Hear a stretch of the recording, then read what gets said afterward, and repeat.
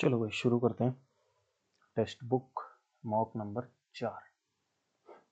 देखो पहला क्वेश्चन क्या है। The sum of 5 number is 555। Average of first 2 number is 75, third number is 115। मतलब 5 नंबर हैं जिनका सम दे रखा है 555। यानी 5 नंबर हैं A plus B plus C plus D plus ई।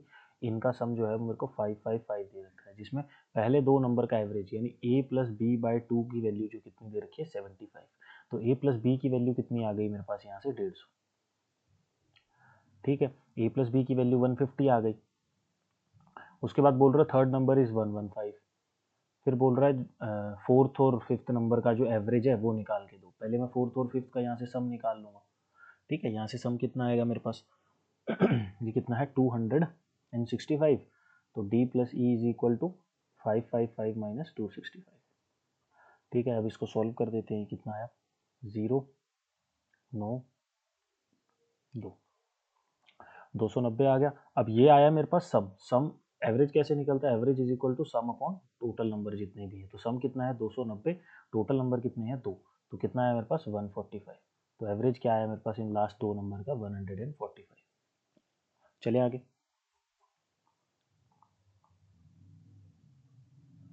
अब देखो क्या है ये हमने कर लिया था। हाँ सर। ये चीज़ हमने सॉल्व करी थी।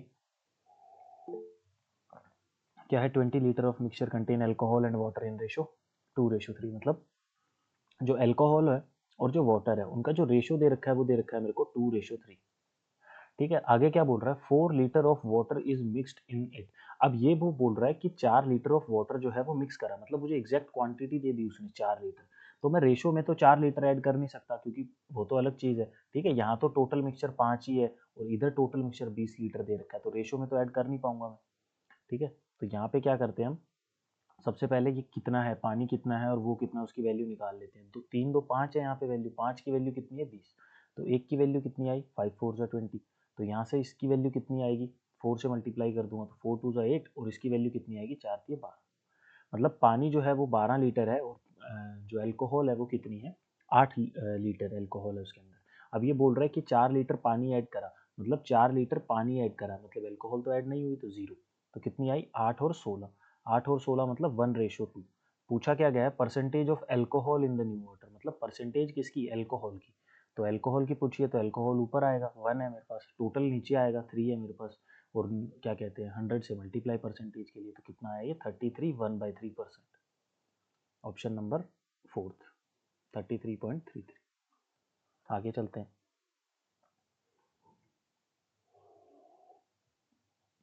The ratio of salaries of Ravi and Sarita is 3:5। ठीक है, salary of each is increase by 5000। Okay, new salary becomes 29:45। बताओ प्रेजेंट सैलरी सरिता की कितनी। तो अब प्रेजेंट सैलरी पूछ रहा है। देखो 3:5 है। ठीक है, यहाँ पे क्या है दोनों की सैलरी इक्वल उससे बढ़ रही है। अगर ये चीज़ इक्वल से ना बढ़ रही होती, फॉर एग्जांपल रवि की मान लो 2000 से बढ़ रही होती और सरिता की मान लो कि 6000 से बढ़ रही होती, तो हम क्या करते फिर इसको 3x अपॉन 5x लिखते, फिर इसमें 2000 ऐड करते और इस वाले में 6000 ऐड करते। और वो जो नई रेशो बन रही होती जो भी बन रही है 29:45, इस तरीके से इसको सॉल्व करते। लेकिन यहाँ तो मुझे डायरेक्ट दिख रहा है कि जो मेरे पास है वो क्या कहते हैं दोनों की 5-5 हज़ार से ही इंक्रीज हो रही है।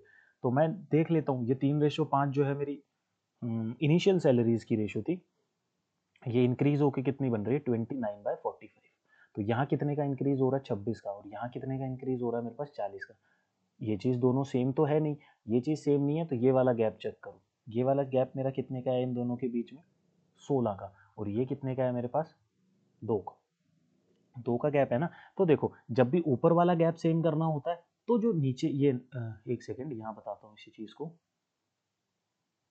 देखो हमने एजी चैप्टर में गैप सेम करना सीखा था 3/5 है और ये कितना है 29/45। जब भी ये ऊपर वाला गैप सेम करना होता है तब तो ये जो साइड में गैप है ना, ये पेन का कलर चेंज कर दो।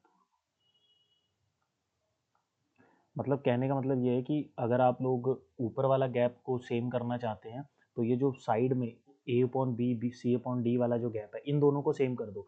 जैसे ही ये इन दोनों को ये ए और बी को सेम कर दोगे तो ऊपर वाला गैप ऑटोमेटिकली इक्वल हो जाएगा। और जब आप लोग इसको सेम करना चाहते हैं जैसे ये ए बाय बी है और ये सी बाय डी है जब आप लोग सी से डी तक का और ए से बी तक का गैप सेम करना चाहते हैं तो ये सामने सामने वालों का गैप सेम कर दो, तो ये साइड वाला गैप सेम हो जाएगा। गैप सेम इस तरीके से होता है रेशो, ठीक है। ये एजेस में सीखा था हमने, ऊपर वाला गैप जब करते थे तो नीचे वाला चेंज करते थे। इस वाले केस में क्या है, मुझे ऊपर का गैप चाहिए। मेरे को क्या है, ये 26 की जगह पे ना यहाँ पे दोनों सेम वैल्यू होनी चाहिए, क्योंकि सैलरी जो है वो सेम बढ़ रही है, 5,000 5,000। तो मैं क्या करूँगा, यहाँ 8 से मल्टीप्लाई कर दूंगा। यहाँ 8 से करूँगा तो कितना हुआ, 8 3 24, और यहाँ कितना हुआ 5 8 40। यहाँ पे फिर ये 40, यहाँ पे ये रेशो कितनी थी बनने के बाद 29 और 45, क्योंकि इधर तो 16 ही बन गया, इधर 1 से मल्टीप्लाई कर दिया तो वो सेम ही रही है। अब देखो कितने से बढ़ रही है, 24 और 5 45 और 5 सेम से बढ़ रही है ना, मतलब दोनों की सैलरी जो है वो 5 5 से इंक्रीज हो रही है। इसी 5 की वैल्यू 5,000 दे रखी है, क्योंकि इस 5 की वैल्यू क्या दे रखी है 5,000, तो एक की वैल्यू कितनी आई 1,000। अब मुझसे पूछा किसका है, सरिता का।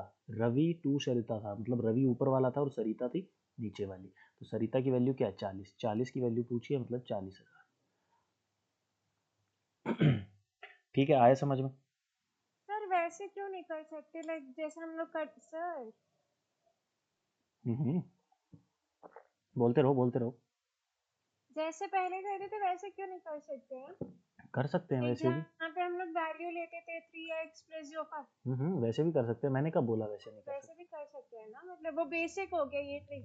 हाँ, ये ऐसे कर देते, आपने वो नहीं समझाया ना, इसलिए थ्री मैंने एक्स बोला। अपॉन 5x प्लस फाइव हाँ थाउजेंड जैसे अपॉन में भी प्लस एजेस 5,000 में करते हैं ना। Is equal to 29/45।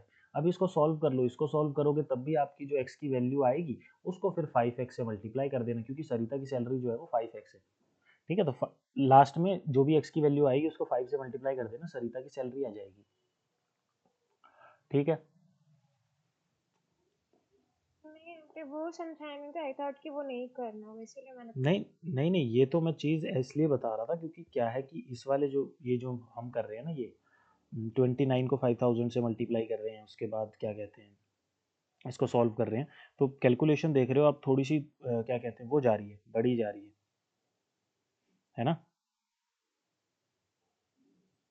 हाँ हाँ। तो इसलिए जो बड़ी जा रही है कैलकुलेशन, बस इसी टाइम वजह। कंज्यूमिंग ये वाला हो जाए क्योंकि कैलकुलेशन, हाँ हाँ। लेकिन ये जो मेथड है ना जो मैंने यहाँ पे नीचे बताया रेशो सेम करने वाला, यहाँ टाइम कंज्यूमिंग नहीं है, इसमें टाइम कंज्यूमिंग नहीं है, क्योंकि यहाँ सीधा ही दिख रहा है 3 से 29 का गैप कम है और 5 से लेके जो है मेरे पास 45 का गैप कम है। तो इसमें अगर 16 है तो यहाँ मैं 8 से मल्टीप्लाई करके सीधी रेशो जो है ना यही उतारता हूँ नीचे। तो ये वाला स्टेप तो मैंने समझाने के लिए लिखा है, बाकी तो सीधा सीधा होता है ये डायरेक्ट, फिर डायरेक्ट इक्वेट हो जाती है यहीं पे वैल्यू। हाँ हाँ आपने समझाया था ना, एक्सप्लेन। चलो अब क्या है अगला में कि a glass jar contains 6 white 8 black 4 red 3 blue marbles. If single marble is chosen at random from the jar, the probability that black or blue, भाई क्या बोल रहा है हमें, ब्लैक और ब्लू, मतलब ब्लैक या फिर ब्लू। और का मतलब क्या होता है, मैंने बताया था, और का मतलब होता है प्लस। अब एक ही निकालनी है बॉल, पहले ब्लैक में से निकाल लेते हैं, 8 है ना ब्लैक, तो 8 में से निकाल लेते हैं, और फिर ब्लू है मेरे पास तो 3 में से निकाल लेते हैं। टोटल नीचे टोटल लूंगा तो टोटल कितनी है मेरे पास, यहाँ 6 4 10 और कितनी हो गई 21। तो यहाँ पे टोटल कितनी है 21, 21 में से एक निकाल लेता हूँ, वैल्यू कितनी आई 8 प्लस 3/20, तो कितनी आई 8 और 3 11/21, 11/20। चले आगे। हाँ सर। अब देखो, in an election 10% of the people did not cast their vote, ठीक है, 100 थे, 10 ने वोट नहीं दिया, कितनों ने वोट दिया फिर 90 ने। A and be received equal number of votes, equal मतलब 45 45 दोनों को वोट मिले। आगे चलते हैं, later on 350 of the people who casted their vote to a withdrew their votes and counted not counted, मतलब जिन्होंने ये ए था मेरे पास यहाँ पे और ये बी था, 350 लोगों ने, जो 350 लोग ए को वोट दिए थे उन्होंने अपने वोट वापस ले लिए। तो मैं क्या करता हूँ, यहाँ से एग्जैक्ट वैल्यू दे रखी है, मैं इन सबको एक्स ले लेता हूँ, क्योंकि एग्जैक्ट वैल्यू तो एग्जैक्ट नंबर से ही माइनस होगी। तो 45 में से 350 वोट में निकाल देता हूँ, और ये 350 वोट जब माइनस करे तो ये किसी के भी अकाउंट में नहीं गए, ये इनवैलिड कर लो, समझ लो कि ये निकाल के फेंक दिए गए वोट्स। ऐसा नहीं है कि निकाल के बी को दे दिए, बी को देते तो यहाँ से 350 माइनस करता और बी में क्या है मैं ऐड करता, 350 ही है ना ये। हाँ ठीक है, तो अब देखो अब क्या बोल रहा है आगे, as a result winner got 29520। अब मुझे यहाँ पे साफ पता लग रहा है, जैसे बी को भी 45 वोट्स मिले थे, ए को भी 45 मिले थे और बी को भी मान लो 45 मिले। अगर मैं आपको ये बोलूँ कि 5 वोट जो है वो ए से निकाल दिए मैंने बाहर, तो 5 वोट अगर मैं ए से निकाल दूँ तो इसके 40 बचे और इसके 45 बचे, तो कौन बचा? 45, यानी बी जीता। ऐसे ही केस हो रहा है कि टोटल वोट पहले दोनों की इक्वल थे, लेकिन जब ए में से 350 वोट्स जो है मैंने निकाल दिए, तो अब तो जाहिर सी बात है बी 350 वोटों से जीत जाएगा। तो यहाँ पे जो है क्या कहते हैं, 445x जो विनर है उसके वोट्स दे रखे हैं 29250। तो यहाँ से मैं x की वैल्यू निकाल लेता हूँ, कितनी आएगी? 29250 डिवाइडेड बाय 45। ठीक है। अब इसको सॉल्व कर लेते हैं। 9 5 ज़ा 45 हो गया, और इसको जब मैं सॉल्व करूँगा तो ये कितना आएगा? 9 3 ज़ा 27, 2 ज़ा 18, 5 0। ठीक है, और ये 5 6 ज़ा 30, 5 5 ज़ा 25 0। तो ये वैल्यू कितनी आई x की? 650। 650 आई। मुझे निकालनी है टोटल पॉपुलेशन, 100x की वैल्यू निकालनी है, 100 से मल्टीप्लाई कर दो, 65,000। 65,000 ये आंसर है इसका। चलें आगे। एक बार रिपीट कर दीजिए, देखो, और नहीं तो लास्ट में कर देना।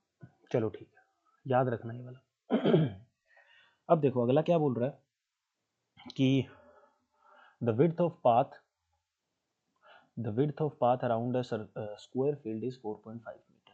मतलब एक स्क्वायर फील्ड है जिसके विड्थ ऑफ पाथ अराउंड मतलब उसके बाहर बाहर तरफ जो है क्या है, एक पाथ बना रखा है, फुटपाथ समझ लो, वॉकिंग स्क्वायर पार्क समझ लो, और ये वॉकिंग के लिए मैंने बाहर बाहर बाउंड्री बना रखी है। ये मेरी हो गई स्क्वायर फील्ड। ठीक है, और स्क्वायर फील्ड के बाहर जो बना रखी है वो बना रखी है मैंने क्या? बाउंड्री।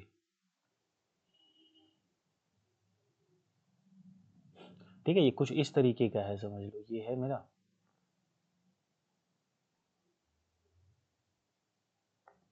इस तरीके से जो है ये स्क्वायर फील्ड है, और स्क्वायर फील्ड के पास जो है मैंने बाउंड्री बना रखी है। और वो बाउंड्री जो है क्या? पाथ का जो विड्थ है, विड्थ मतलब पाथ की चौड़ाई, चौड़ाई कितनी है? ये 4.5। तो जो विड्थ पाथ होता है ना, जो भी पाथ बनता है वो हमेशा सेम विड्थ का बनता है हर जगह से, तो ये भी 4.5 का ही बनेगा। ठीक है, ये भी 4.5 का ही बनेगा, और ये भी 4.5 का ही बनेगा। ठीक है, उसके बाद क्या बोल रहा है? And it's area is 105.75। बात किसकी चल रही है? पाथ की। The width of path around a square field is 4.5 and it's area, मतलब पाथ की ही बात हो रही है, पाथ का ही एरिया मेरे को दे रखा है। यानी ये जो ये वाला एरिया है, ये जो मैं शेड कर रहा हूँ, ये वाला एरिया जो है वो कितना दे रखा है इन्होंने? 105.75। पूछ रहा है find the cost of fencing the field, मतलब फील्ड को फेंस करना है। बेसिकली किसको फेंस करना है? ये जो फील्ड है ना, लाल वाली जो रेड कलर की मार्किंग है, मेरे को ये वाली रेड कलर की मार्किंग की फेंसिंग करनी है, जिसकी कॉस्ट है 100 पर मीटर।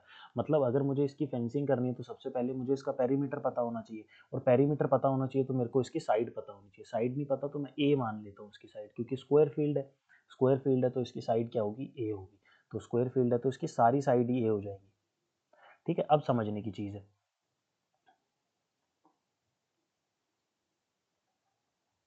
अब देखो यहाँ पे क्या हो रहा है, अगर ये ए है और विड्थ जो है मेरी, बैंक हो गया गाइस, अगर ये जो है मेरे पास स्क्वायर फील्ड है और इसकी ये जो विड्थ है, तो फिर खो गया, ये रहा, तो ये क्या है मेरी? 4.5। ये भी 4.5 है, और इसके साथ में अगर है तो ये भी 4.5। तो एक्चुअल में जो पूरा कंप्लीट बड़े वाला स्क्वायर है, ये ए, ये बी, ये सी और ये डी, इसकी जो है पूरी हाइट कितनी आएगी, सॉरी पूरी साइड की लेंथ कितनी आएगी? ए प्लस 4.5 प्लस 4.5 यानी 9। बड़े वाले की जो है वो ए प्लस 9 आई है, और छोटे वाले की ए है। अगर मैं बड़े वाले में से छोटे वाला सर्कल निकाल दूं तो मेरे पास ये पाथ की विड्थ ही बचेगी ना। अगर मैं बड़े वाले में से छोटे वाला सर्कल निकाल दूं तो मेरे पास क्या बचेगा? सिर्फ पाथ की विड्थ। तो बस वही चीज़ करनी है मेरे को, बड़े वाले का एरिया ए प्लस 9 का होल स्क्वायर, साइड का स्क्वायर ही होता है, और छोटे वाले का एरिया उसमें से माइनस कर दो, यानी साइड का स्क्वायर, ए का स्क्वायर। किसी एंगल से ए नहीं लग रहा था। और ये किसके इक्वल है मेरा? 105.75। अब इसको सॉल्व कर लेते हैं। ये ए स्क्वायर बनाएगा, ये ए स्क्वायर है, ये तो कैंसिल हो जाएगा, 9 का स्क्वायर 81 आएगा, और 9 2 18 ये आएगा। इसकी वैल्यू कितनी आई मेरे पास? 105.75। ठीक है, 105.75 जो है मेरे पास इसकी वैल्यू आई। फिर यहाँ से बचा 18 ए, और इसमें से माइनस कर देंगे तो यहाँ पे वैल्यू कितनी बचेगी, 75, ये बचेगा 19 और 5 24, 24.75। यहाँ से फिर अब सॉल्व करो इसको, ए की वैल्यू है 2475 डिवाइडेड बाई 18 मल्टीप्लाई बाई 100। 25 से ही काटूंगा, 25 10 ज़ा 250, 25 9 ज़ा 225, ठीक है, 225 9 ज़ा 225, 25 4 ज़ा 9, 11 ज़ा 9, 2 ज़ा, और कट रहा है, नहीं कट रहा। तो साइड कितनी आई मेरे पास, 11/8। ये जो है मेरे पास क्या आई है, साइड आई है 11/8 जो है वो साइड आई है किसकी, छोटे वाले सर्कल की, यानी छोटे वाले सर्कल की साइड क्या है, 11/8। अब मुझे पता है कोस्ट कैसे निकालते हैं, पेरीमीटर को मल्टीप्लाई कर देते हैं पैसों से, 100 रुपये दे रखा था तो पेरीमीटर को मल्टीप्लाई कर दूंगा इससे। पेरीमीटर क्या होता है, 4 multiply by side 11/8 multiply by 100, 425 ज़ा 4 2 ज़ा, ठीक है, 2 2 ज़ा 4, 2 इंटू 25 50, 50 इंटू 11 550। तो 550 रुपीज़ का जो है फेंसिंग का खर्चा आएगा। यहाँ पे ऑप्शन है ना, हाँ, तो ऑप्शन आंसर क्या है इसका, 550। बताओ समझ आया।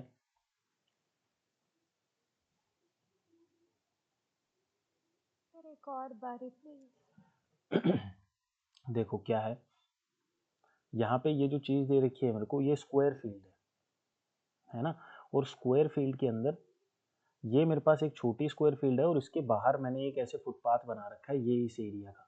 तो अगर मेरे को ये सिर्फ ये जो मैंने शेड किया ये एरिया चाहिए, तो ये अगर ये वाला एरिया चाहिए तो मैं क्या करता हूँ कि पूरे बड़े वाले में से इस छोटे वाले को माइनस कर देता हूँ, ठीक है, तभी तो ये निकलेगा। तो तभी सिर्फ ये शेडेड शेडेड रीजन रह जाएगा मेरे पास, ये बीच वाला अगर मैं हटा दूंगा, और ये शेडेड रीजन की ही 105.75 दे रखी थी मेरे को, ठीक है। तो अगर बीच में ये स्क्वायर है मेरे पास जिसकी साइड जो है वो ए है, और बाहर मैंने इसके एक और जो है स्क्वायर बना दिया 4.5 साइड्स विड्थ इंक्रीज करके, तो 4.5 विड्थ इंक्रीज करके बनाऊंगा तो ऐसे बना दिया।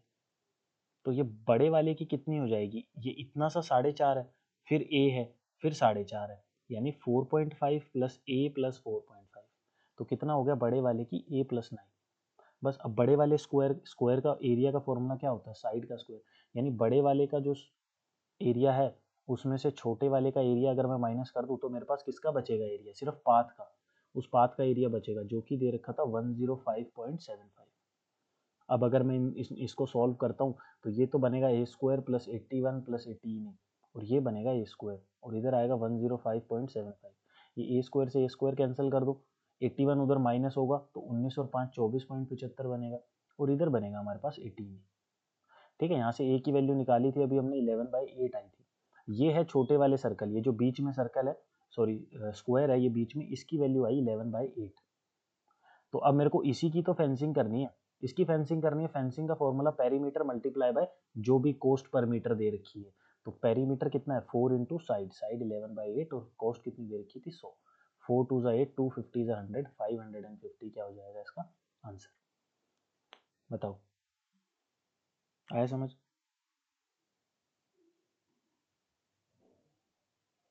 सर ओके,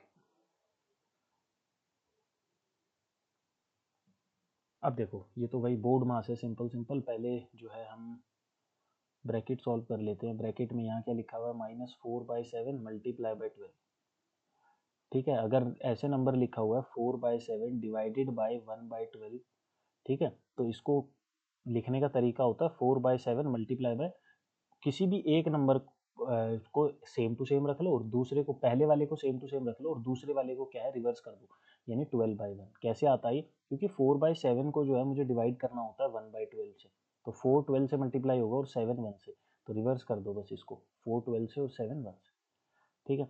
ये ब्रैकेट हो गई डिवाइड, ये हो गया -4/5 मल्टीप्लाई बाय, ये कितना है -2 माइनस माइनस प्लस 2/7 14, और ये कितना होगा -12/7, माइनस माइनस प्लस हो जाएगा 48/35 डिवाइडेड बाय -48/7, बस वही सेम चीज़, -48/7 मल्टीप्लाई बाय 35/48, 0 0 ये 48 से 48 कट गया, 7 5 से 35, -5 इसका आंसर।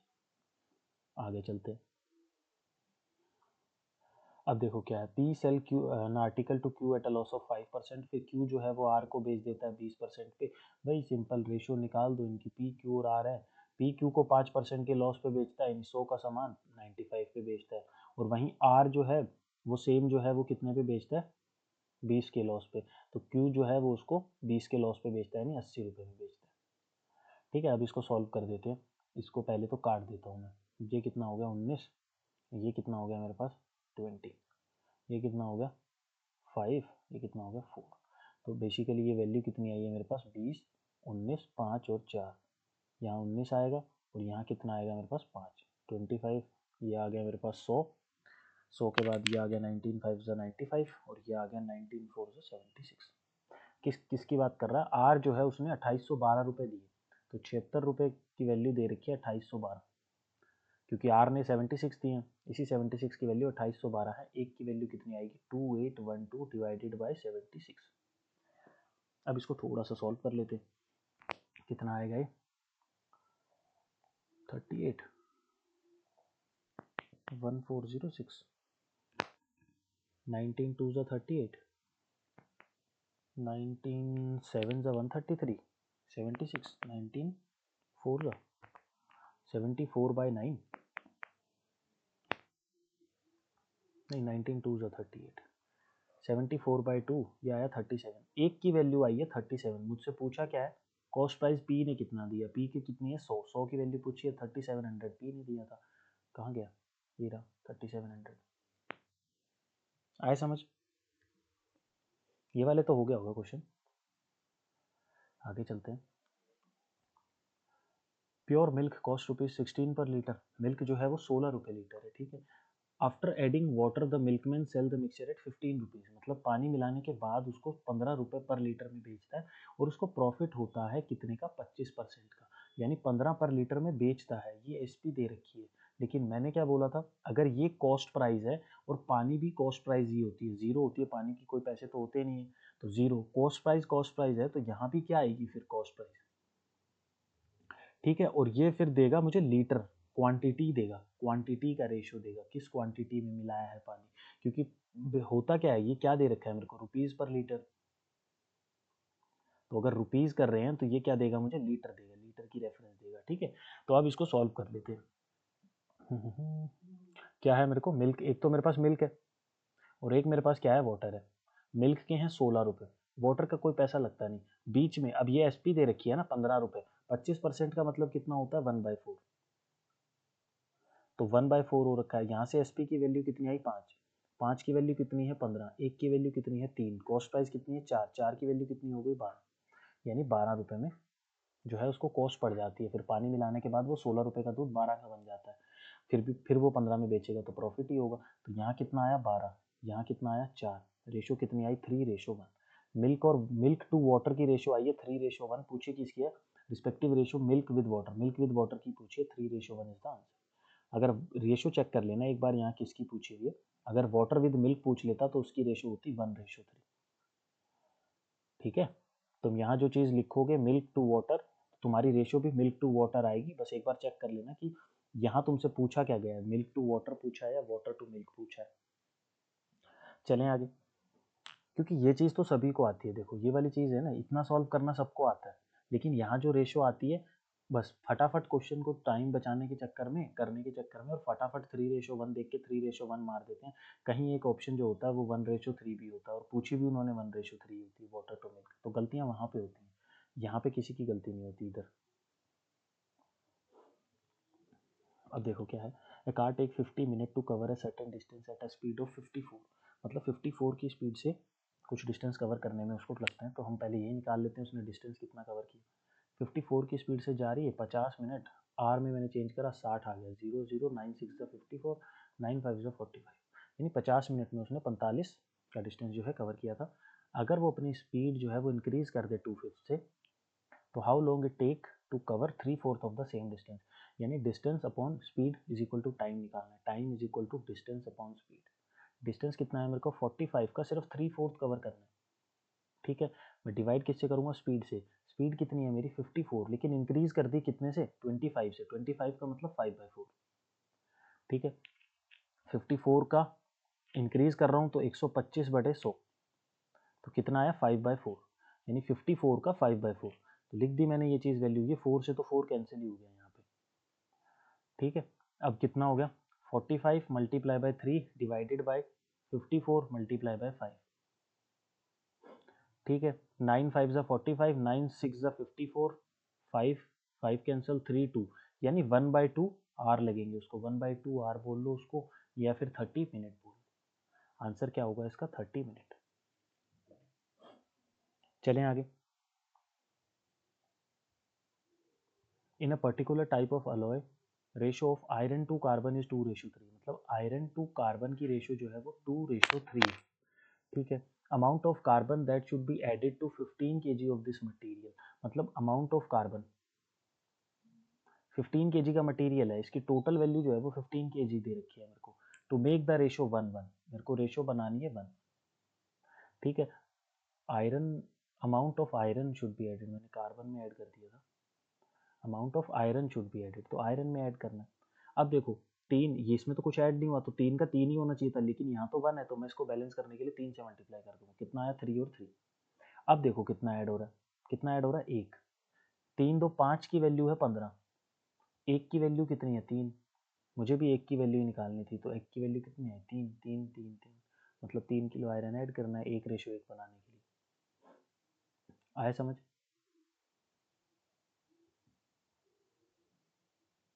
अगर ऐसे भी नहीं समझ आया, ये को इस तरीके के क्वेश्चन कैसे भी कर सकते हैं, ये वाले रेशियो वाले क्वेश्चन। 15 है ना यहाँ पे, और 1 की वैल्यू 3 आई है, मतलब ये 6 होगा, ये 9 होगा।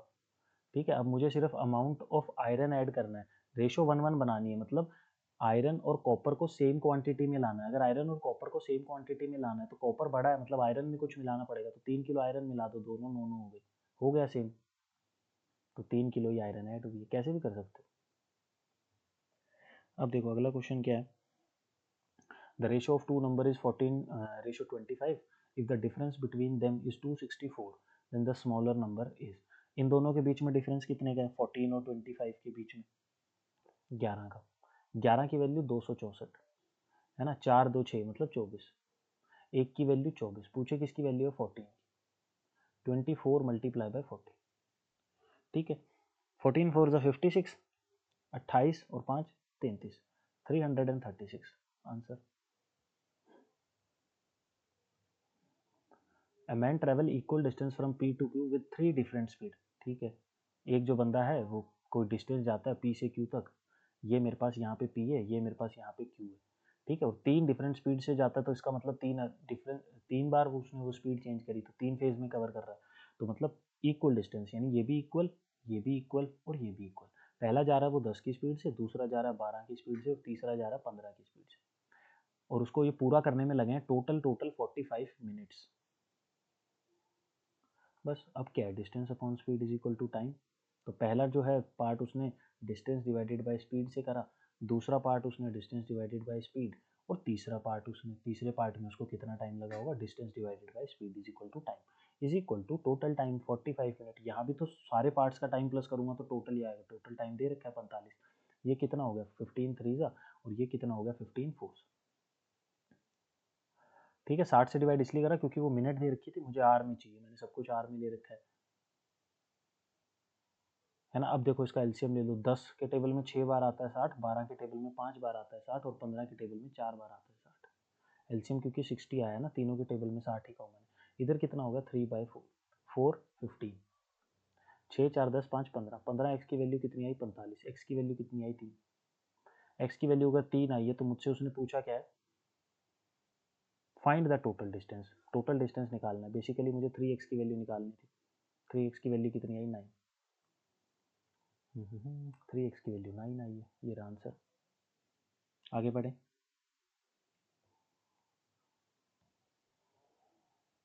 अब देखो after allowing 10% on the mark price of an article, 10% का डिस्काउंट देने के बाद एक पर्सन जो है वो प्रॉफिट कमा लेता है 16% का। If the cost price of an article is 648, find its mark price. अब मुझे पता है मार्क प्राइस पे अगर मैं 10% का डिस्काउंट दूंगा यानी उसको बेच 90% पे रहा हूँ, यहाँ पे क्या आएगी सेलिंग प्राइस, लेकिन मुझे दे ही नहीं रखी, मुझे तो कॉस्ट प्राइस दे रखी है और एक प्रॉफिट का परसेंट दे रखा है। प्रॉफिट परसेंट प्रॉफिट परसेंट की वैल्यू जो है वो मेरे को कितनी दे रखी है 16%, यानी 16% मतलब 16/100 यानी 4/25।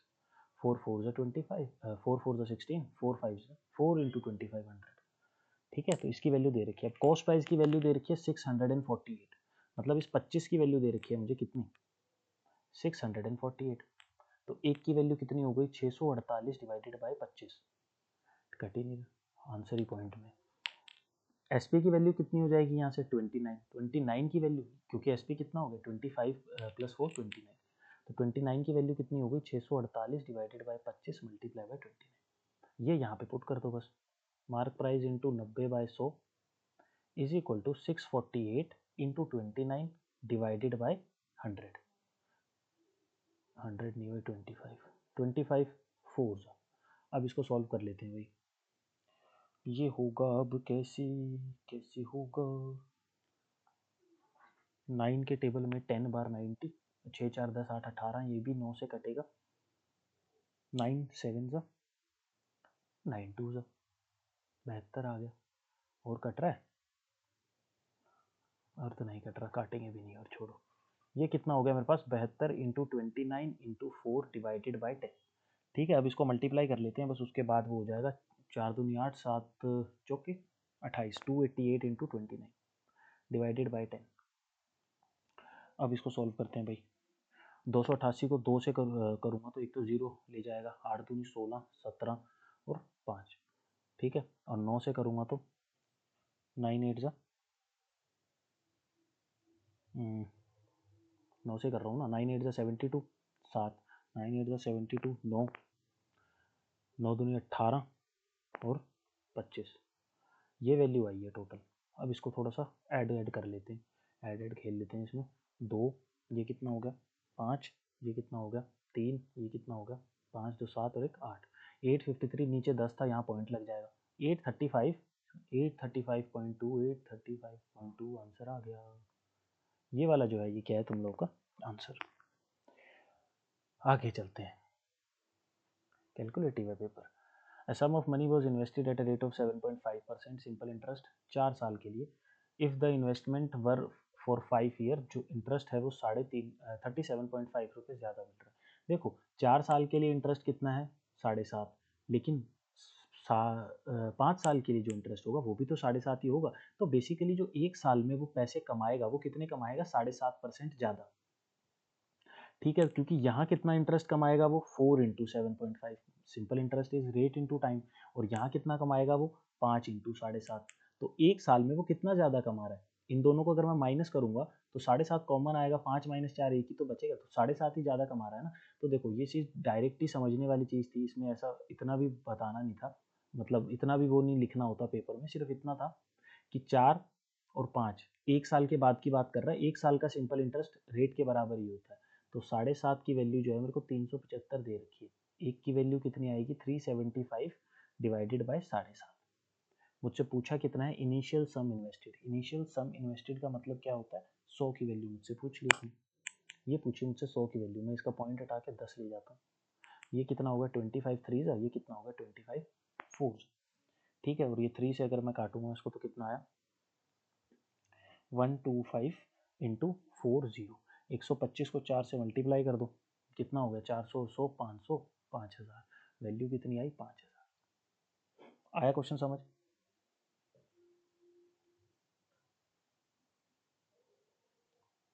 A sum of money at compound interest amount to ₹5290 in 2 year, rupees इतना इन 3 ईयर, रेट ऑफ इंटरेस्ट निकालना है। ये क्वेश्चन कितनी बार करवाया था, सम दे रखा है, जो सम है उस पर 2 साल के लिए जो कंपाउंड इंटरेस्ट आया है मेरा वो कितना आया 5290, और वही जो है मेरा 3 साल के लिए जो आया वो कितना आया 6083.50, ये कितना है 3 साल के लिए।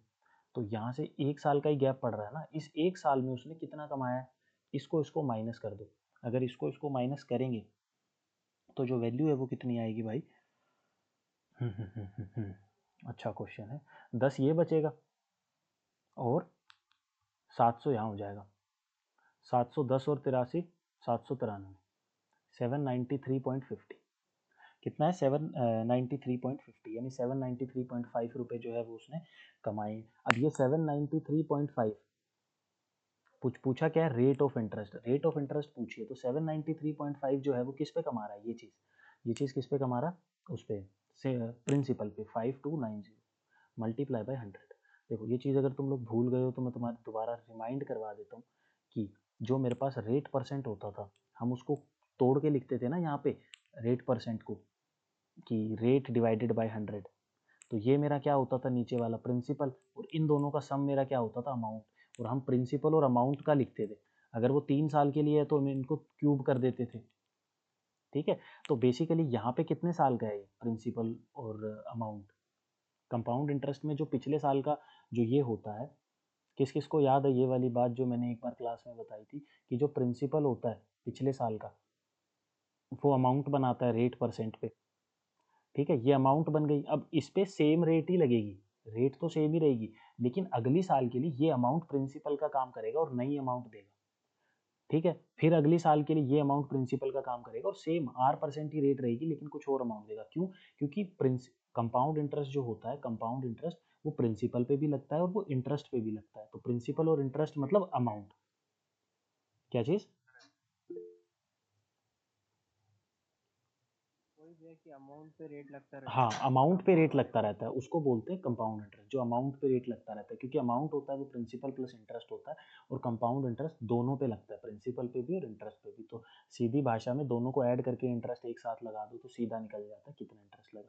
तो वही चीज़ है। तो कंपाउंड इंटरेस्ट में भी जब हम चीज़ें सॉल्व करते थे तो सीधी सीधी वैल्यू ऐसे लिखते थे, जो भी रेट जैसे 25% दे रखी होती थी, तो ये 1/4 हो गई। तो ये क्या होता था, इंटरेस्ट, और ये क्या होता था, हमारा प्रिंसिपल। ठीक है, तो प्रिंसिपल 4 का था, उसने 5 अमाउंट बनाई। अब अगर वो 1 साल के लिए है तो यहाँ पे एक पावर एक बार कर देंगे, तो 4 और 5। तो हमारे पास यहाँ क्या है, एक बारी के लिए अगर मैं इसको मिटा दूँ दोबारा से, तो यहाँ क्या है, ये क्या चीज़ है मेरे पास, 4 और 5 के बीच का डिफरेंस क्या है, इंटरेस्ट। यानी ये 1 क्या है, इंटरेस्ट।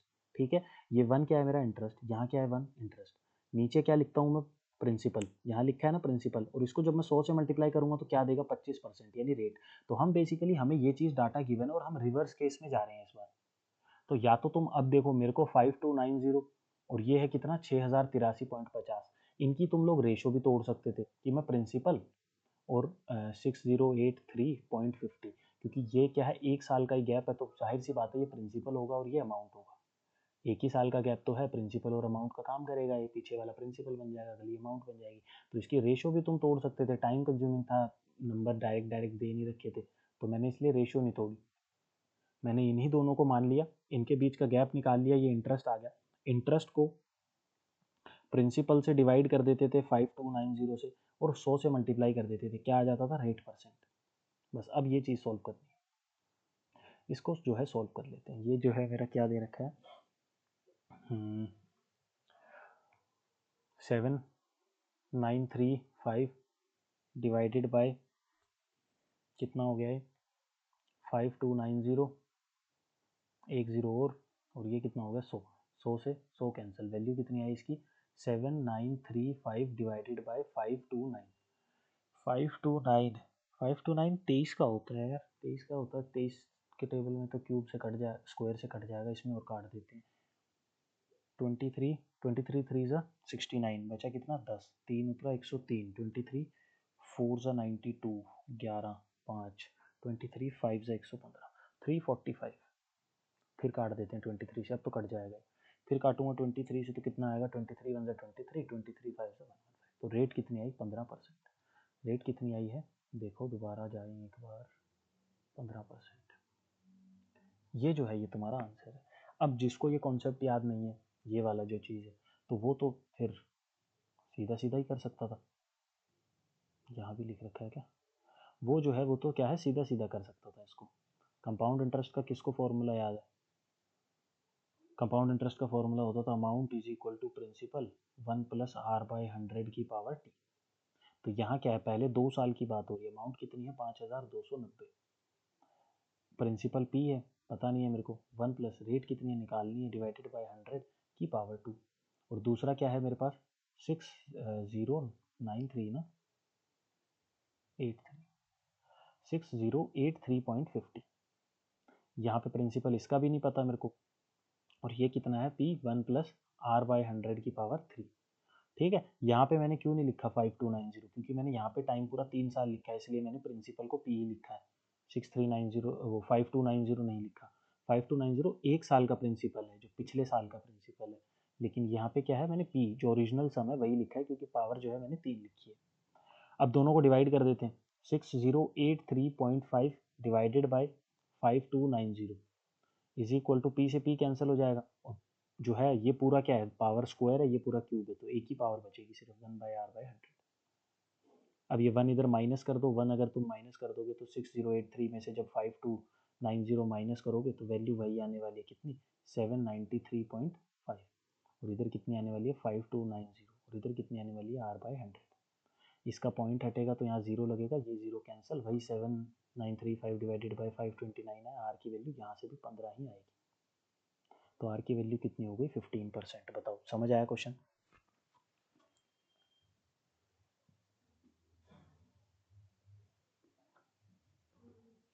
अब चलते हैं आगे।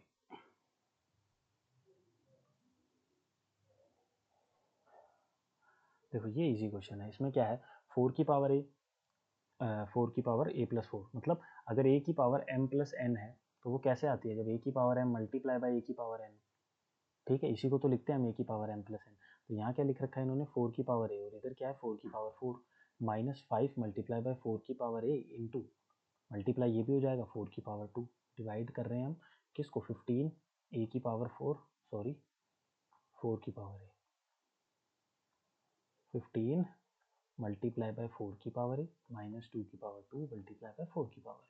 4 की पावर ए हर जगह है, तो 4 की पावर ए कॉमन ले लो, जब मैं कॉमन लूँगा तो ये 4 की पावर ए जो है ना, यहाँ से भी कटेगी, यहाँ से भी कटेगी, यहाँ से भी कट जाएगी, यहाँ से भी कट जाएगी, तो बेसिकली यहाँ पे कितना बचा, 4 का स्क्वायर 16, 16 का स्क्वायर कितना होता है, कितना होता है 16 का स्क्वायर 256, और इधर कितना बचेगा 5 8 40, ठीक है। यहाँ पे फिर वैल्यू कितनी आएगी मेरी, 15 माइनस 2 का स्क्वायर 4, 15 माइनस 4 11, यहाँ पे वैल्यू कितनी आई, फिर 4 से जाएगा तो एक सेकंड मैंने कुछ वहाँ गलती पे कर, 4 का स्क्वायर है ना ऊपर। 4 का स्क्वायर है तो 4 का स्क्वायर 16, 16 पंजे 80, तो 6 पीछे बच जाएगा, 4 4 16, 16 5 80, ठीक कर दिया, 17 और 8 25 होते हैं, तो 17 आ गया डिवाइडेड बाई 11, ये 1 और 6 7 बनाते हैं यानी 16, तो वैल्यू क्या आएगी इसकी 60। चलते हैं आगे, next question, area enclosed between the two circumference of two concentric circle is 16 pi centimeter square and their radii is in this, find the circle। देखूं जरा, देखो क्या मेरे पास सर्कल है, वाओ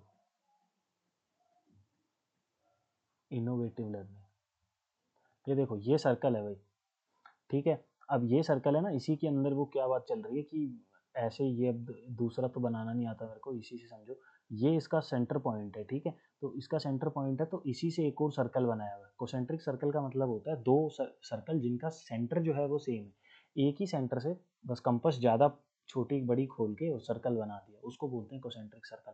तो पहली जो है वो ये रेडियस हो गई आर, ठीक है, और एक रेडियस जो हो गई वो कौन सी हो गई, बड़ी वाली, कैपिटल आर। बड़े वाले सर्कल की रेडियस हो गई कैपिटल आर, छोटे वाले की हो गई छोटी आर।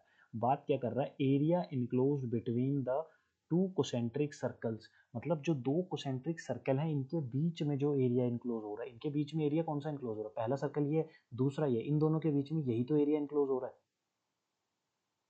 इसका जो एरिया है वो कितना है, ये एरिया कितना इनक्लोज कर रहे हैं 16 पाई, और रेडियाई का जो रेशियो है वो कितना है 5:3। अब देखो ये एरिया कैसे निकलेगा, ये एरिया निकलेगा जब मैं बड़े वाले सर्कल में छोटे वाला माइनस कर दूंगा, तो सिर्फ मेरे पास ये शेडेड रीजन जो है वही बच जाएगा, बड़े वाले सर्कल से छोटे वाला माइनस करने पे।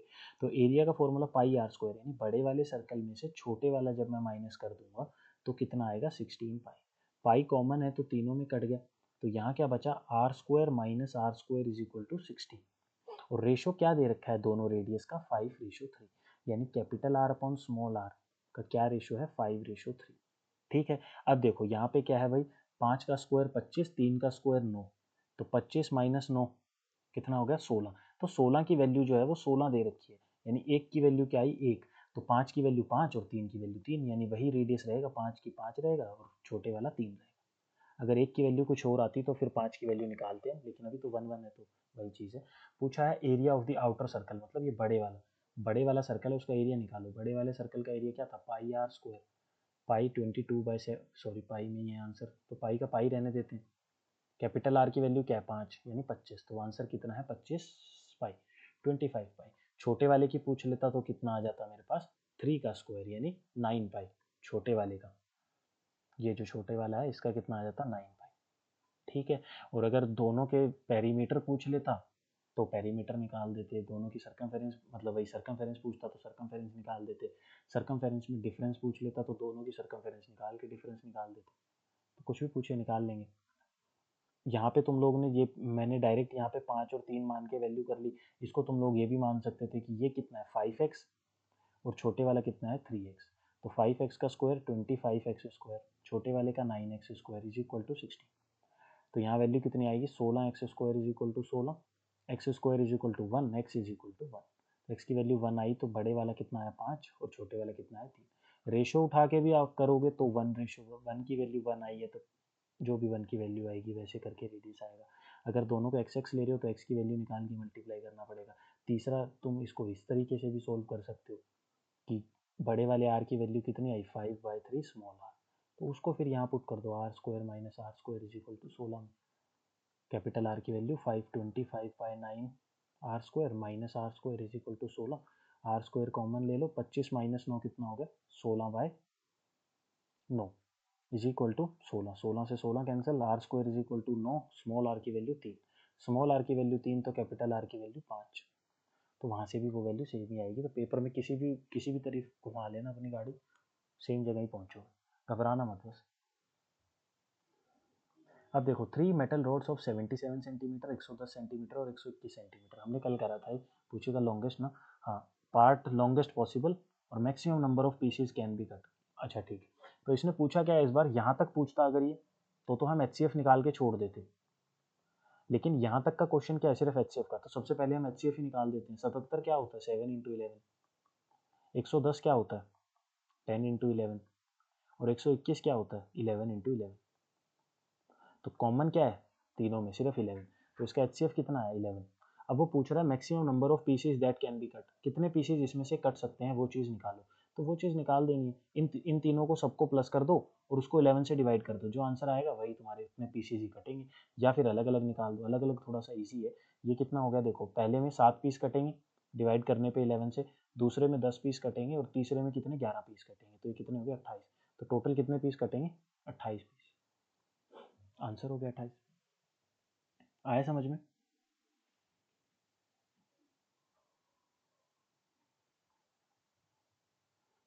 A and B can together finish a work A and B can together finish a work in 30 days, मतलब A और B जो है वो 30 दिन में काम खत्म कर लेते हैं। ठीक है, they work on 20 days and, अच्छा ठीक है, तो टोटल वर्क यहाँ से कितना आया मेरे पास A plus B efficiency multiply by time, तो ये टोटल वर्क हो गया मेरे पास इज इक्वल टू, दोनों ने सिर्फ 20 दिन तक काम किया, तो यानी A प्लस बी ने 20 दिन तक काम किया plus, and B left, B चला गया और A काम जो है remaining work was done by A alone in 20 more days, यानी ए को रिमेनिंग काम करने में 20 और दिन लगे, तो यानी 20 ही दिन काम किया इसने उसके जाने के बाद भी। ठीक है, अब निकाल दो इसको कि ए अलोन कितने दिनों में काम कर सकता है, तो ये पहले तो ये 0 0 कैंसिल आउट हो गई। ठीक है, यहाँ पे कितना आया 3A प्लस 3B, और यहाँ कितना आएगा 2A प्लस 2A 4A और प्लस 2B। ठीक है, वैल्यू निकाल दो इसकी, 3 minus 2B is equal to A आएगा, तो A भी 1 है B भी 1 है, दोनों अगर 1 1 है तो टोटल वर्क कितना आया मेरा 32 × 60, और निकालना क्या ए कितने दिन में करेगा, तो total work divided by A की efficiency is equal to number of days, 60 दिन में करेगा। बस चलें आगे, आगे हो गया ख़त्म, बेसिकली क्लास हो गई है ख़त्म।